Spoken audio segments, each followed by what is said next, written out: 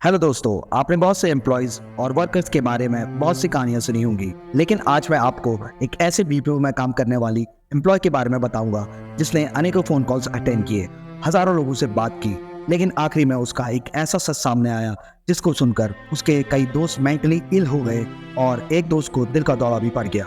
ये कहानी है गुड़गांव यानी कि गुरुग्राम की। 80s की बात है।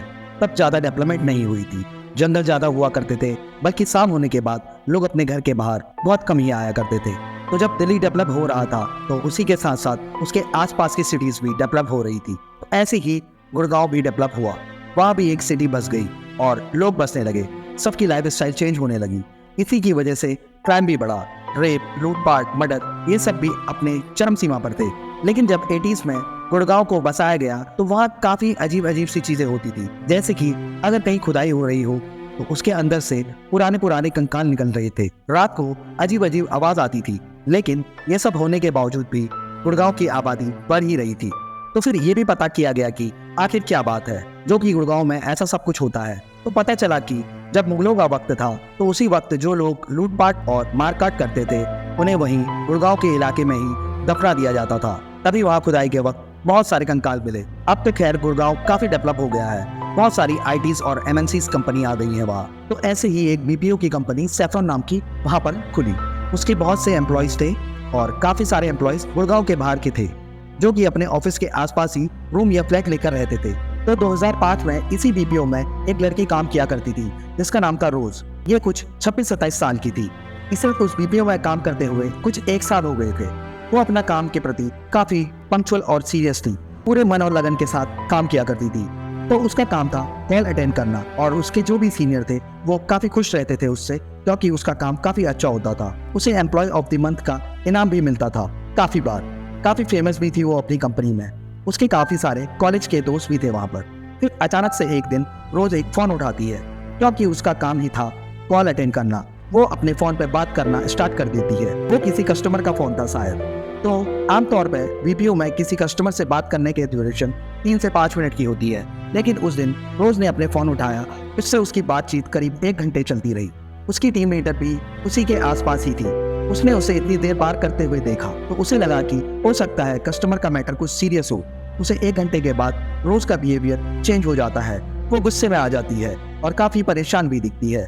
उसके कलीग उसे पूछते भी हैं कि क्या हुआ, लेकिन वो किसी को कुछ जवाब नहीं देती और अपने बैग उठाकर सीधे ऑफिस से निकल लेती है। लोग हैरान हो जाते हैं कि उसने ऐसा किया क्यों। उसकी टीम लीडर से वो बस इतना ही कह कर जाती है कि वो अपने घर जा रही है। फिर टीम लीडर को चिंता हुई, क्योंकि वो एक काफी अच्छी एम्प्लॉय थी और उसने 1 घंटे बात की।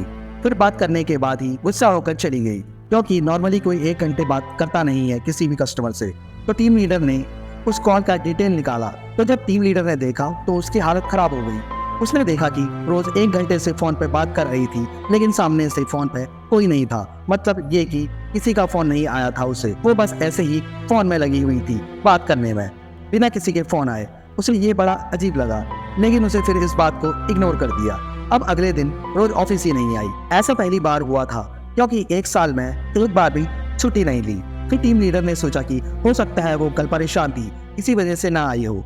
लेकिन फिर उसके अगले भी दिन रोज नहीं आती है। तो बीपीओ के जॉब में 2 शिफ्ट होती हैं, डे शिफ्ट और नाइट शिफ्ट। और जो लोग नाइट शिफ्ट करते हैं उन्हें उनके घर ड्रॉप करने के लिए एक बस ये प्रोवाइड की जाती है कंपनी की तरफ से। तो रोज ने भी काफी बार नाइट शिफ्ट की थी और उसे बस के ड्राइवर ने काफी बार उसके घर तक छोड़ा था। तो फिर टीम लीडर ने ड्राइवर से बात की। उसने रोज के घर जाकर उसे पता करने के लिए कहा। तो ड्राइवर रोज के घर जाता है गुड़गांव में, जहाँ के एड्रेस उसने कंपनी में डाला था। और वो बस से भी रात को वहीं उतरा करती थी। कि जब ड्राइवर वहाँ पहुँचता है और वहाँ के लैंडलॉर्ड से पूछता है कि रोज कहाँ है, तो लैंडलॉर्ड बताते हैं कि यहाँ तो कोई रोज नाम की लड़की रहती ही नहीं है। तो फिर ड्राइवर को लगता है कि हो सकता है वो आसपास किसी घर पर रहती हो, लेकिन वो बस से इस घर के सामने उतरती है और वहाँ से अपने घर जाती हो। लेकिन बात यह थी कि कंपनी में उसने अपनी जो डिटेल दी थी उसमें भी यही एड्रेस था उसका। तो ये सब बातें टीम लीडर को पता चली, तो उसे लगा कि बहुत लोग कंपनी में अपना एड्रेस गलत डालते हैं, तो शायद रोज ने भी यही किया होगा। लेकिन फिर जब रोज काफी दिनों तक नहीं आई तो बात सीनियर्स तक पहुंची। तो उन लोगों ने रोज के माता पिता का पता लगाया और इत्तेफाक से पता मिल भी गया।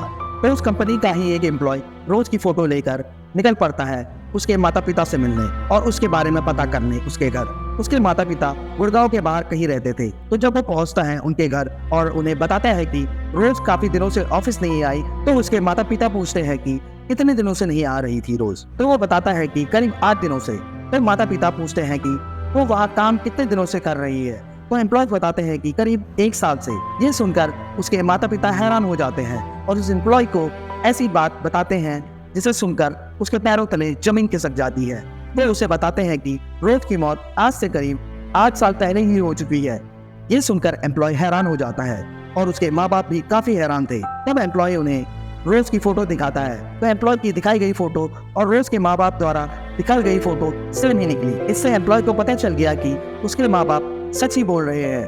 तो फिर जब एम्प्लॉय वापस गया तो उसने सारी बातें कंपनी के हेड को बताई। तो कंपनी वालों ने भी कॉल करके उसके माता पिता से कंफर्म किया। तो वो लोग भी ये बात सुनकर हैरान हो गए। जब ये बात कंपनी के लोगों तक पता लगी तो वहाँ के लोग और भी कुछ डरावने इंसिडेंट्स बताने लगे। कुछ लोग कह रहे थे कि उनको रात को कंपनी के कमरों से अजीब अजीब सी आवाजें भी आया करती हैं। एक बार किसी को वॉशरूम से किसी के चीखने की आवाज भी आ रही थी और कभी कभी लिफ्ट भी अपने आप बिना बटन प्रेस किए किसी भी फ्लोर पर खुल जाती थी। तो ये बात कंपनी के ज्यादा लोगों में फैली और कंपनी के एम्प्लॉय डर के वहाँ काम करना बंद न कर दें। इसी कंपनी के लोगों ने इसी बात को दबा दिया और बाहर ज्यादा लोगों को पता नहीं लगने दिया। फिर बाद में ये सामने आया कि वो कंपनी एक कब्रिस्तान के ऊपर बनी थी।